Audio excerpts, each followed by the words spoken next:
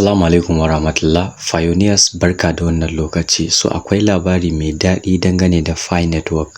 So a wannan bidiyon za mu yi magana akan listening ɗin Pi Network akan Binance, wanda ita ce babbar cryptocurrency market da ake da shi a yanzu.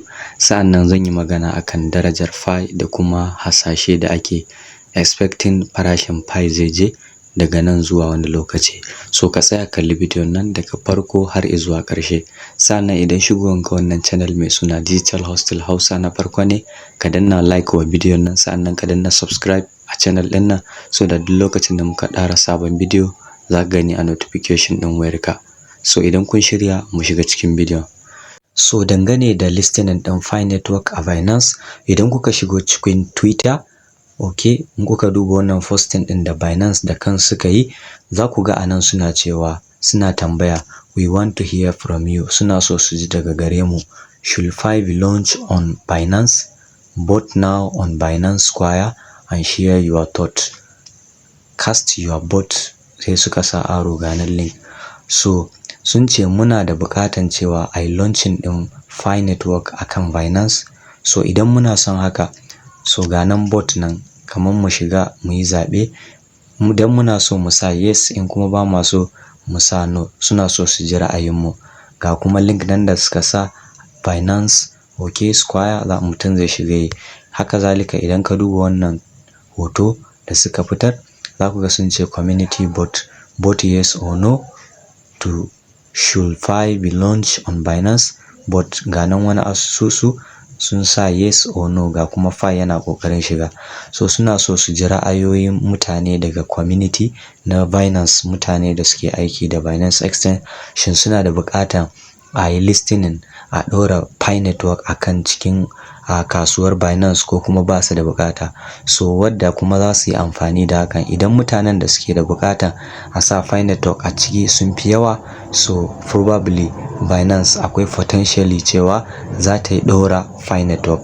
While idan kuma ka samu akasin haka, Binance ba za ta ɗaura ba. Wadda a halin yanzu an kammala zaben. Idan kuka duba wannan posting ɗin da Pi Network News Global suka yi, idan muka shiga cikin wannan posting ɗin, za ku ga cewa Binance Square officially, a inda aka gabatar da button ɗin, sun ce we want to hear from you. We have been listening to the variant discussion within our community about Pi Network to ensure our voices are heard. Participated in community vote on the topic.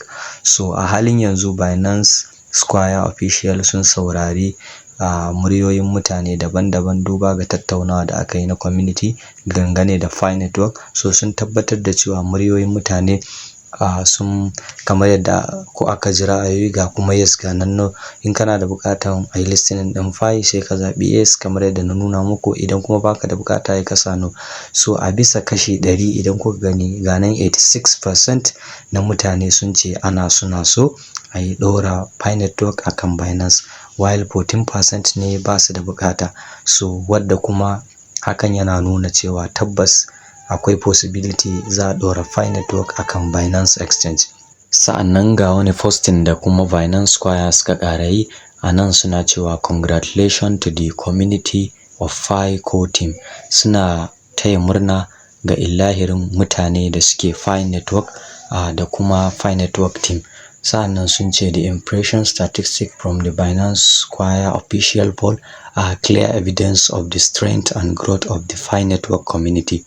So sun ce duba ga hasashe, duba ga alƙaluma da aka duba na Binance Square official zaben da aka yi, an nuna cewa Pi Network yana da matuƙar ƙarfi da kuma ci gaba community a cikin Binance. So wannan labari ne mai daɗi sosai. Sa'annan dangane da price prediction, darajar Pi Network da ake hasashe zai zamo a nan gaba, idan kuka duba wannan posting ɗin da Pi News suka yi, so anan suna cewa like or not, Pi is going to hit $100. Okay, so kana so ko baka so, Pi Network sai ya tafi zuwa $100. Sa'annan suka ce everything dumped, market is bearish, Pi above to hit $2, about to be listed on Binance. by the end of the March, Fi will trade above $10, maybe at $50. So suka ce a halin yanzu komai is dumping, komai yana ƙasa. To anan suka ce save this post, thank me later. So kai saving din wannan posting din sannan ka gode min nan gaba. So idan kuka shigo CoinMarketCap wadda shi ma crypto data platform ne babba, so za ku ga cewa ga coins nan daban-daban sai dumping suke yi.